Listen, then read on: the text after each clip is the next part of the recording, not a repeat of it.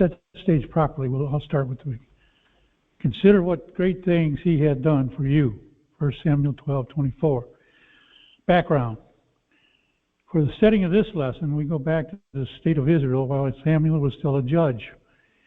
Israel had become disgruntled, mainly for two reasons. Samuel was old, and his sons walked not in his ways. 1 Samuel 8:5. The people said to him, "Now make us a king to judge us like all the nations." Other nations around them had a king. They came and said, "We need a king too, Samuel. We need him." No, sorry.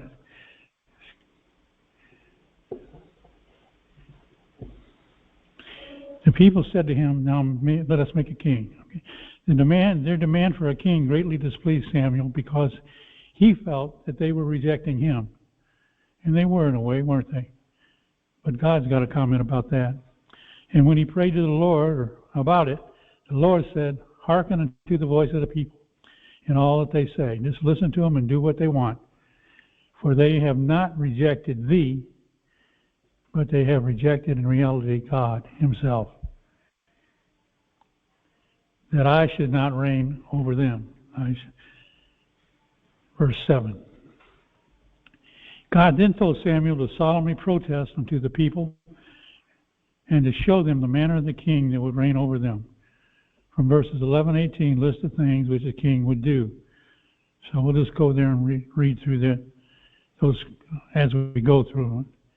So this is 1 Samuel 8:11-18 is where he says we can do this.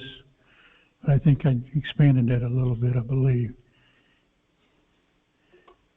And we're good at starting with 10. Start with 10.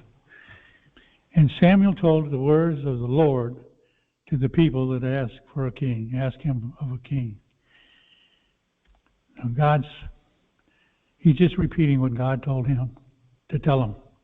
And he said, "This will be the manner of a king. This is what a king will do for you, and shall reign over you.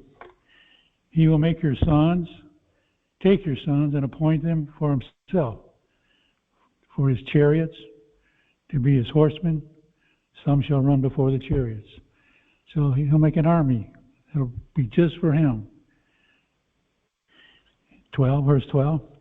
He will appoint him captains over thousands and captains over 50s, and will set them to ear or plow his ground.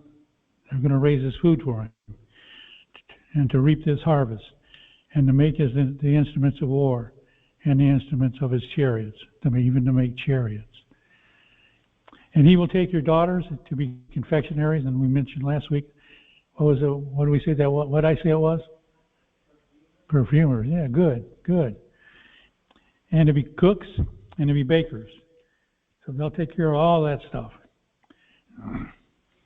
And he'll take your field, the king will take your fields, your vineyards, your olive yards, even the best of them, and give them to his servants. So what you have, you won't have anymore. They'll be taken away. 15, and he will take a tenth of your seed and of your vineyards and give it to his officers and to his servants. 16, and he will take your men servants and your maid servants and your goodliest young men, your best young men he can find, and your asses or animals, and put them to his work. He will take a tenth of your sheep, and you will be his servants. He's telling them what they'll lose if they insist on having a king. They had all this stuff. They possessed exactly what he's listing here. That's what they had in their lives. They were blessed. And God told Samuel to make sure you tell them they're going to lose it all. Everything they now have, they will lose it. And what was their opinion? What was their statement? Still want a king. We want to be like everybody else, have nothing. They didn't think this through very well, did they? King was not going to do anything good for them. And that's what God revealed to them. Because God knows what's going to happen in the future, doesn't He? He knew exactly what would happen. Yeah. He doesn't have to be compassionate. You know, when he said, whatever King says, go.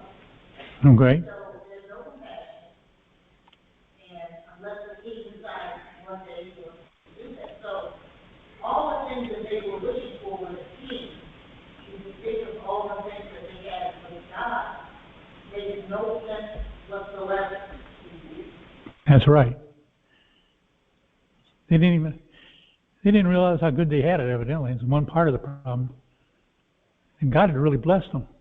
You know, I hope that we don't fall into that same kind of trap. I'm appreciating what God has done for us. That's a good point. That's You know, that saying, the grass is always greener on the other side of the fence. It's still wet. But as we know through other scriptures in the Old Testament, what God told them was going to happen happened. And then they're probably saying, maybe not having a king is having a kid. Maybe having a king is not a good idea. Well, too late. You've already burned and got rid of it all. They took it from you, took everything you have, and put it into His own service. How did the people regard Samuel's words according to verse 19 and 20?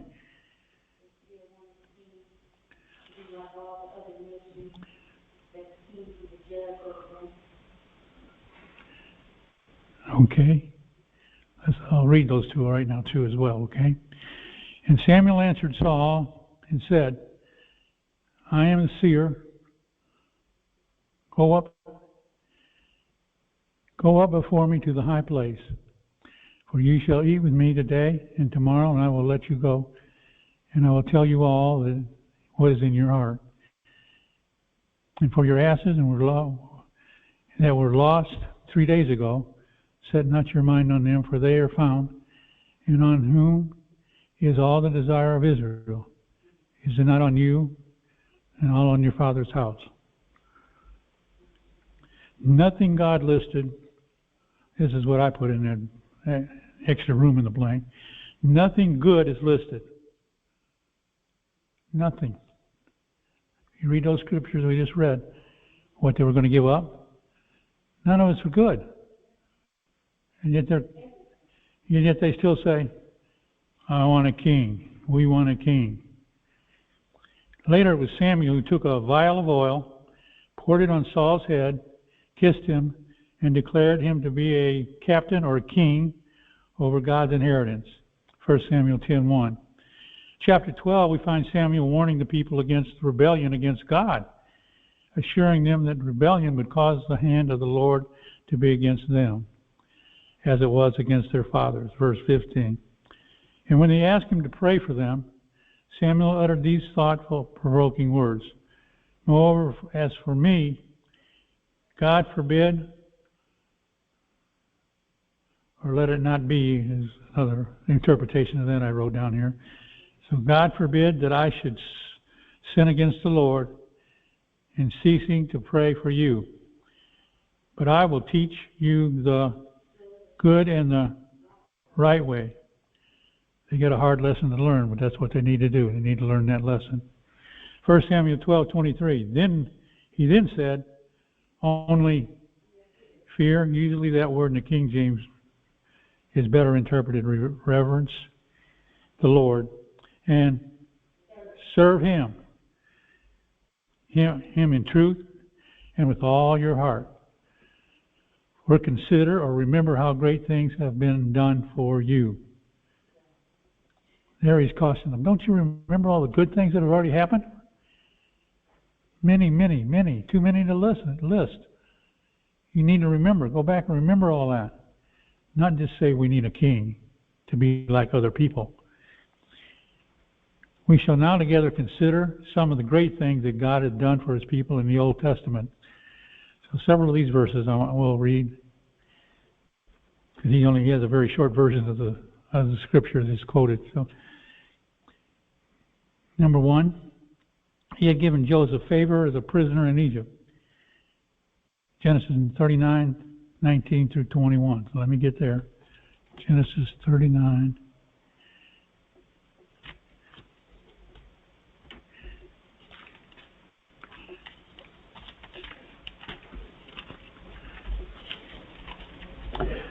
And 19 through 21, same verses he quotes. So Genesis 39:19 through 21.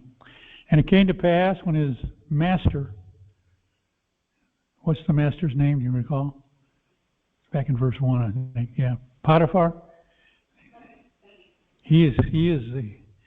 Joseph worked himself out to be working for this man Potiphar, one of the lead people. He heard the words of his wife, who accuses him of assaulting her, sexually assaulting her.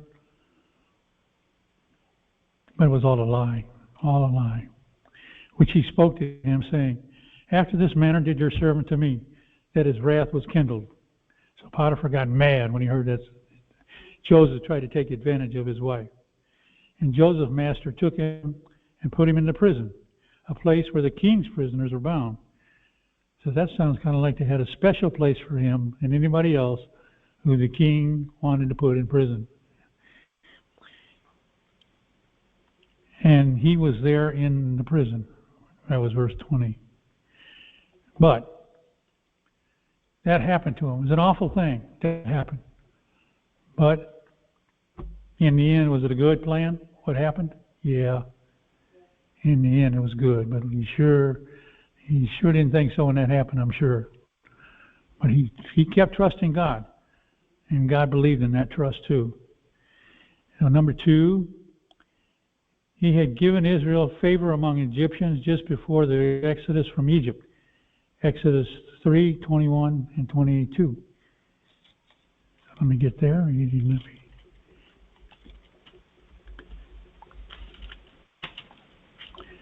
Okay.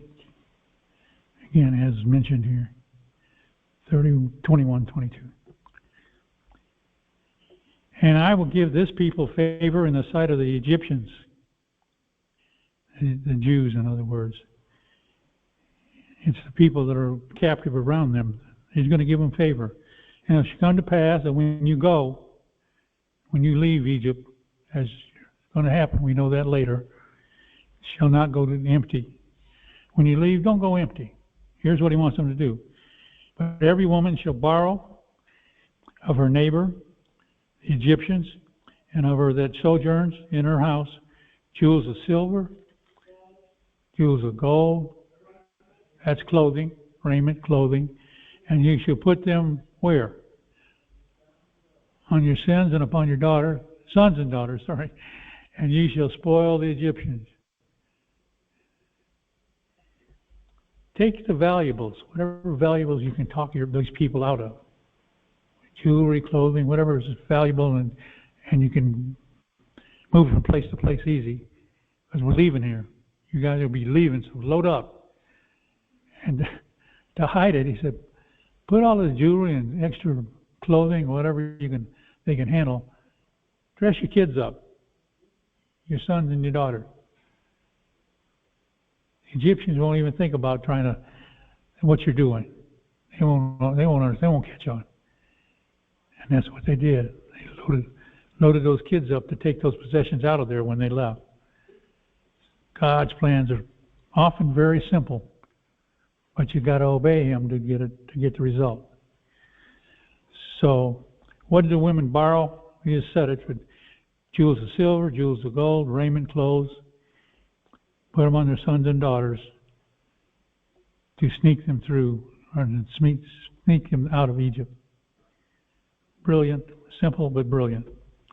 He had given Israel the law to govern the nation and keep it from heathen practices.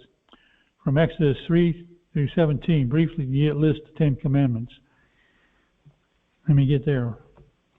I put so much information in those little blanks. I ran it all together. So I better just read it out of my Bible. 160.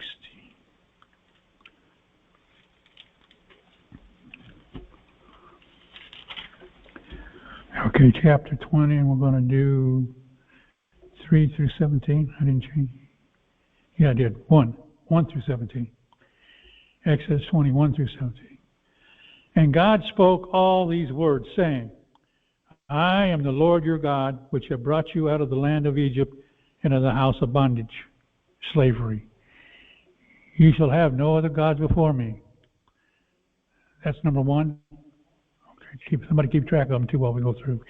You shall not make you any graven image or any likeness of anything that is the heathen in heaven above, or that is in the earth beneath, or that is in the water under the earth.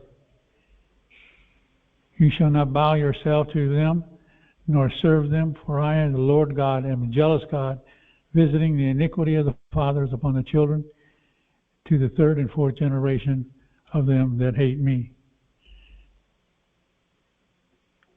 So no gods, no other gods, no idol, no worshiping idol, no bowing down to them, and don't make the idols. First of all, in verse 4 and verse 5, don't bow down, don't worship them. So first 3 have to do with not having anything to do with idols. They're not going to obey that, are they? God is direct. He can't be any more direct than what he told them. It's simple to understand. They're probably all there shaking their heads, but they're not going to do that. Verse 6: Show mercy to thousands of them that love me and keep my commandments.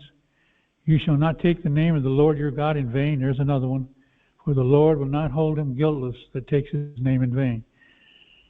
And then in verse 8 is another one. Remember the Sabbath day, the day of rest, to keep it holy. 6 days shall you labor and do all your work. But the 7th day is a Sabbath or Saturday for the Lord or your God. And in it shall you not do any work, you nor your son nor your daughter, nor your maidservant nor your maidservant and manservant, nor your cattle nor your stranger that is within your gates. So nothing defined as work could be done by man or beast, according to this. But they also had at times they had a strange concept of what work was. And Jesus had something to say about that when he was here. 11, verse 11. For in 6 days the Lord made heaven and earth, the sea and all that is in them, and rested on the 7th day. Wherefore the Lord blessed the Sabbath day and hallowed it. Honor your father and your mother. Here's another one. Honor your father and your mother, that your days may be long upon the land which the Lord gives you. Honor your father and your mother, and your life will be longer than it would be if you don't honor them. Think God meant that when he said it? Sure he did. I think some people lost their lives because of that. Sure they did. They didn't want to obey. 13. You shall not kill. These are things that they do against other people. You shall not commit adultery. Thou shalt not steal. Thou shalt not bear false witness against your neighbor. And you shall not covet your neighbor's house. You shall not covet your neighbor's wife, nor his manservant, nor his maidservant, nor his ox, nor his ass, nor anything that is your neighbor. So just don't covet anything from anybody else has. That's the basic 10 commandments that are given there, and that were given to Moses. Number 4, he caused Esther to find favor in the king's eyes, even though she went in, uninvited before him, so that she might save her people from death. This is something she decided to do. Let's go there.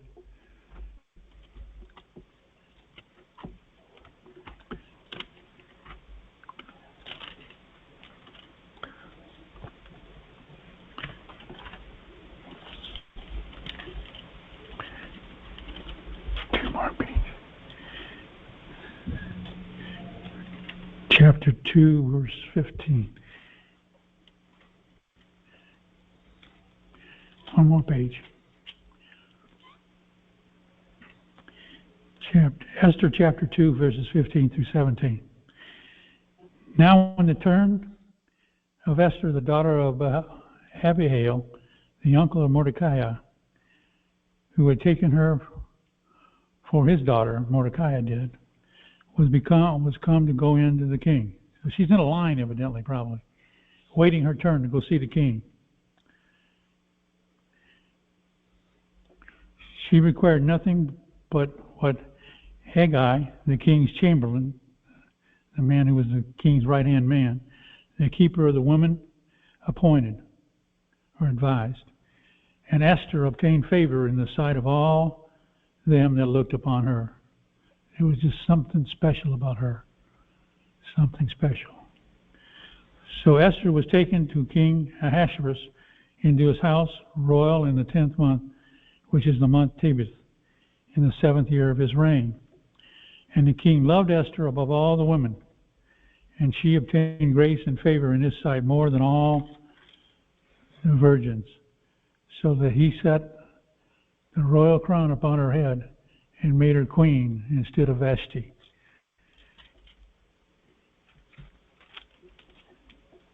Esther was very blessed. She knew it, she realized it. She knew also that when by her going to see the king uninvited, she was risking her life being taken. The king could have just said, I don't want to talk to her.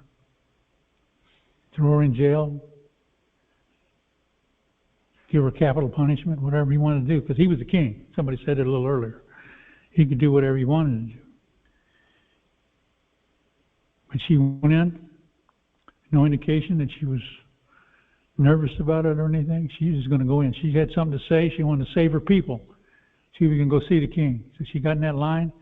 She got in to be with him. And the king loved Esther above all the women, and he had a lot of them.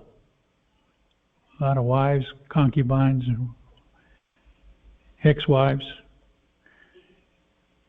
But she found favor in his sight. And he made her what? Queen. She wasn't expecting that. That's not why she went in there. What's that? No, I'm sure she was kind of disappointed, don't you? Because she was the queen. She was sitting in the number one seat there as the queen, instead of Vashti.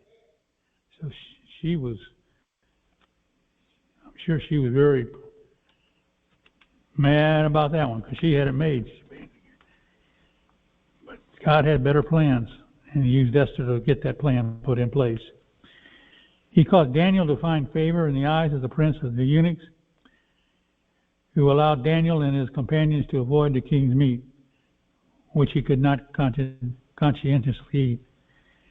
Number 6, he gave Israel many victories over their enemies, and even though they were outnumbered by their foes, sometimes even sending hailstones and hornets among the enemies to discomfort them. Let's go to Joshua 10:11.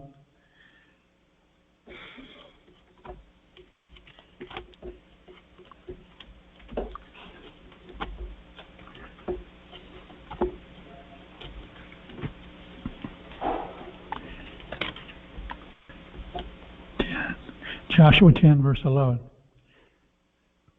And it came to pass, as they fled from before Israel, and were in the going down to Beth-horon, that the Lord cast down great stones from heaven upon Azekah, and they died. And there were more which died with hailstones. That's telling you what kind of, when you just stop with stones, you might think it's rocks, but it's hailstones sent from by God. Then they whom the children of Israel slew with a sword in battles. They lost more in that hailstone than they had in other battles. And sometimes you see a weather report here. I've seen a few of them this summer. They show you how big they can go by golf ball size, baseball size, softball size, different sizes. Now, most of us have never seen that, but there's a chance you've seen it. And just think about those coming out of the sky and going everywhere, the damage they can do. This says a lot of people lost their lives when God rained it with hail. Oh, what's that? Yeah. So people don't have that kind of weapon to use, or do we? It'd be really dangerous. But God has it. Just don't forget about God. Now the other one is Joshua 24:12. 24:12. And I sent the hornet before you. Now we all know what we call hornets, right? It's probably what it was, but some other versions I've seen had some speculation, which drove them out from before you, and even the 2 kings of Amorites, but not with your sword nor your bow. That's just 2 examples where God took care of things through His nature, through things that happen from time to time, hailstorm, bug storm, and we've seen it before, the plagues and the grasshoppers that ate up all the vegetation. But God does that in the past. He purposely used things from nature to try to give people the understanding of who He is and how much power He has. Number 7, He brought them across the Red Sea and dry land, destroyed the Egyptians who were pursued them. Exodus 14. Yep. When He does the awesomeness, it's slow but quick at the same time. It's so powerful. You know, something like a tornado or like hail or like say a tsunami. Just any kind of nature. From nature, yeah.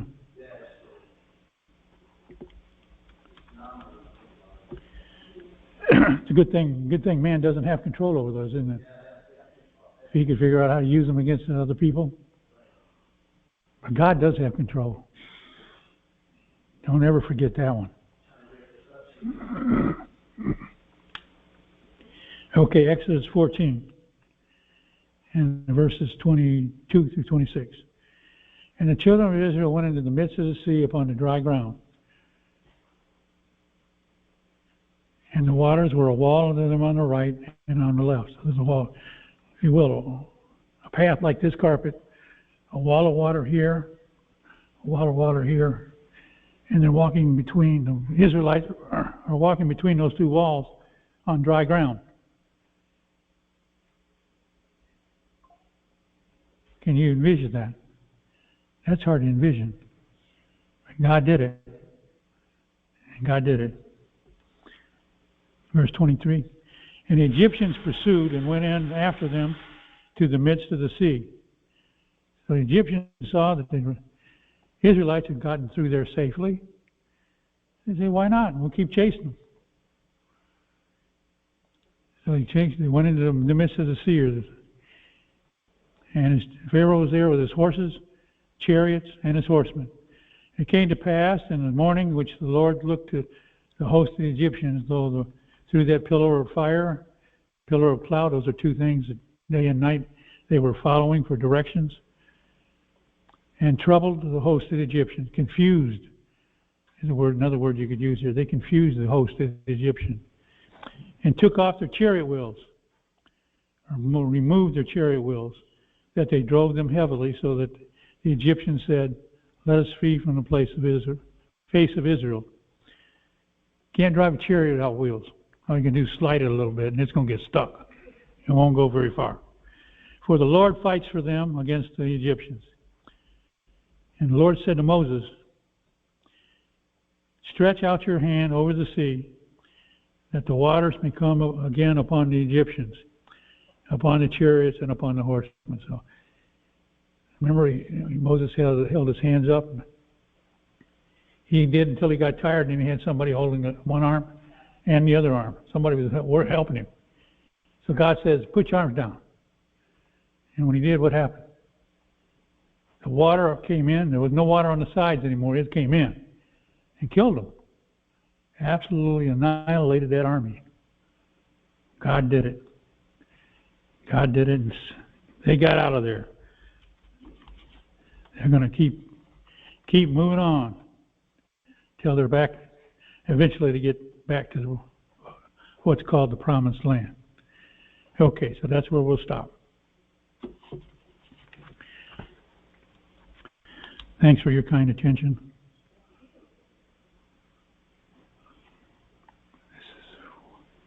This is 10, 11.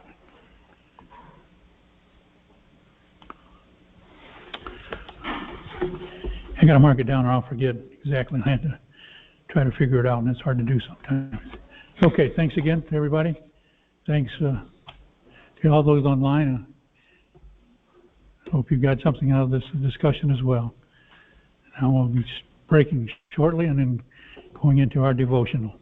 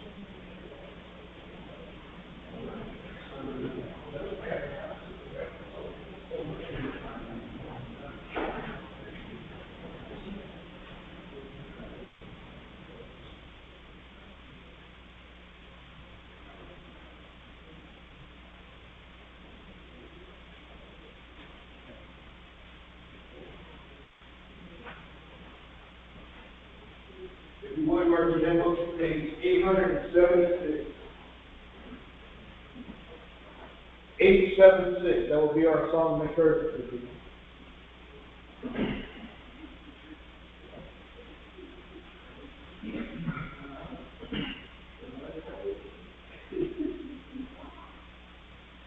After marking that, please turn to page 763.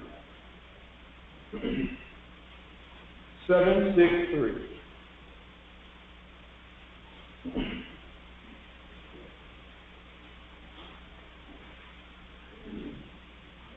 Hold and love press for the eyes I will the moment come when I shall lay my armor by and dwell in peace at home.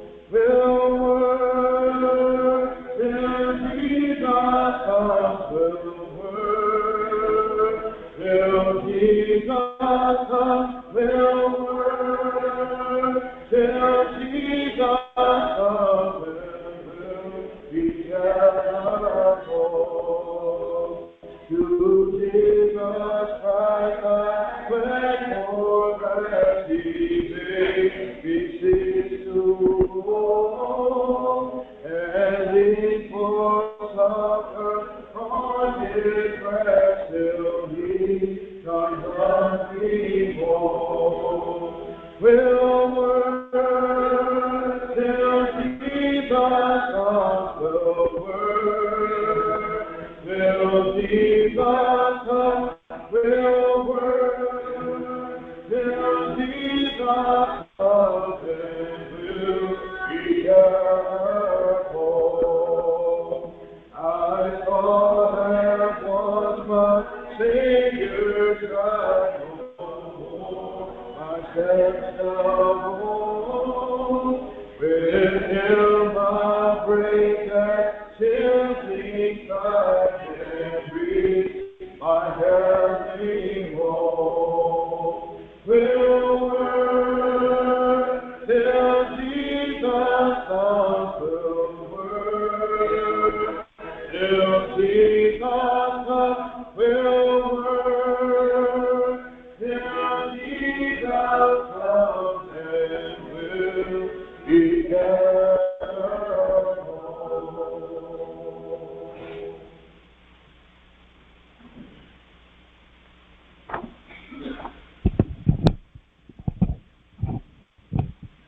Good evening.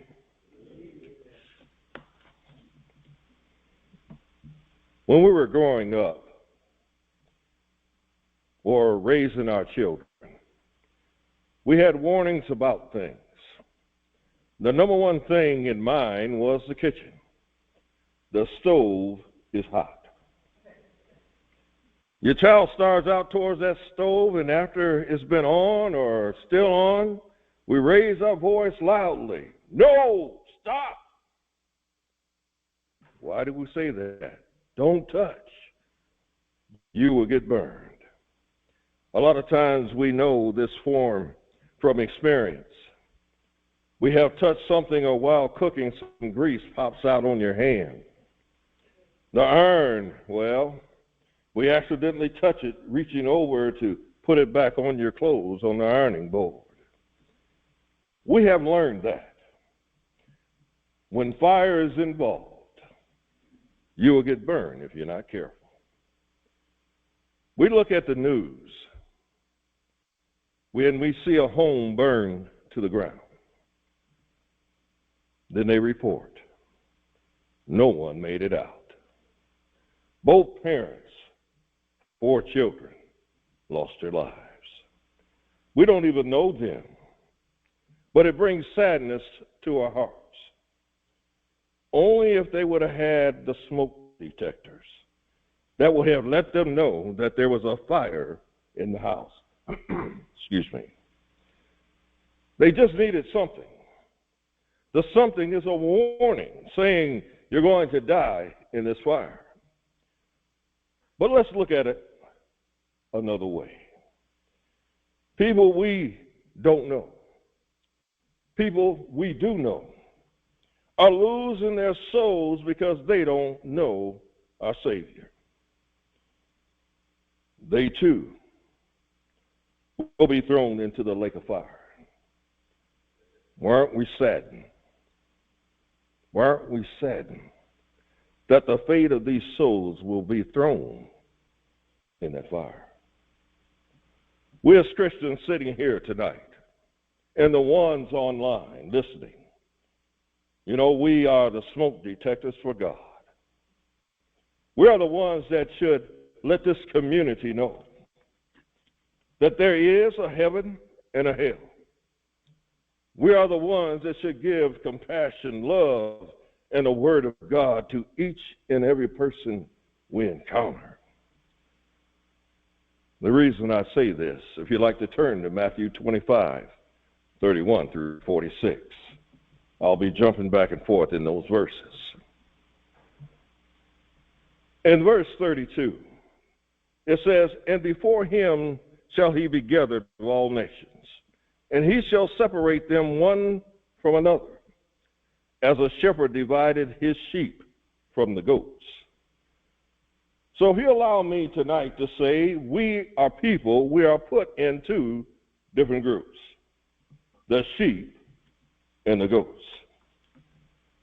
The sheep in verses 35 through 36 says, "I was hungry, you gave me meat. I was thirsty, you gave me drink. When I was a stranger, you took me in. Naked, you clothed me. Sick, you visited me. In prison, you came unto me." Now let's look at the side of the goat. In verses 42 and 43. "I was hungry, you gave me no meat. I was thirsty, you gave me no drink. I was a stranger, you took me not in. I was naked, and you clothed me not. I was sick in prison, and you visited me not." In verses 40, the sheep says this, "And the king shall answer and say unto them, Verily I say unto you, insomuch as ye have done it unto the least of these brethren, ye have done unto me." In other words, I represent each and every one of you that's sitting here today and in the world, and he watches what we do to each and every individual as a Christian.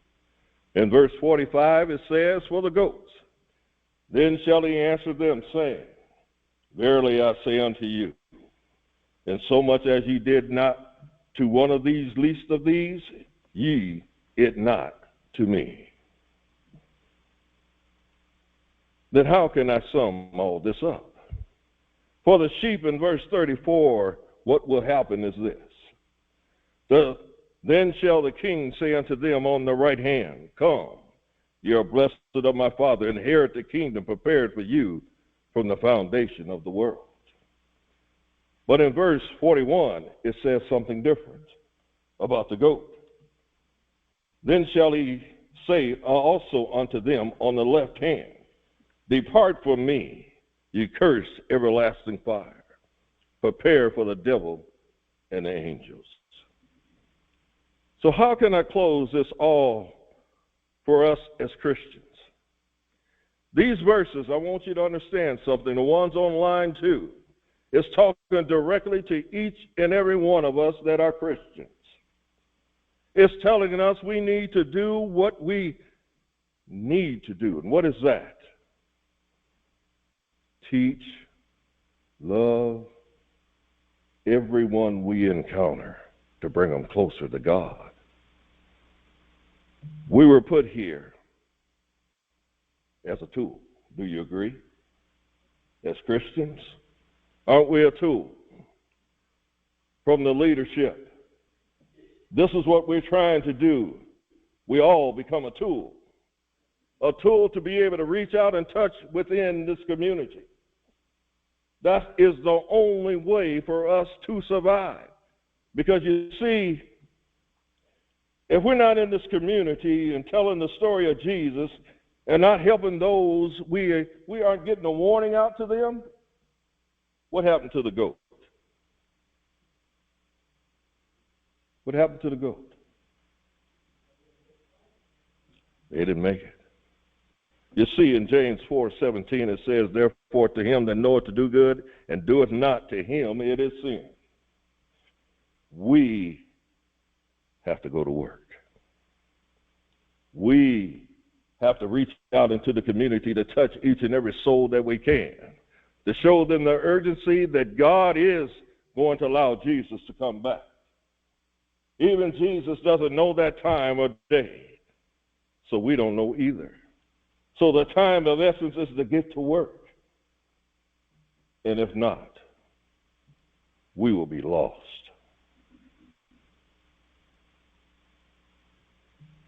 So I ask you tonight, look at your own life. If you don't measure up to God's will, then change before it's too late. Even the ones online, if you have fallen short, the elders are just a call away. Where's your life? Are you touching a soul? If not, why not? If you need, I ask you to come. And together we stand and sing.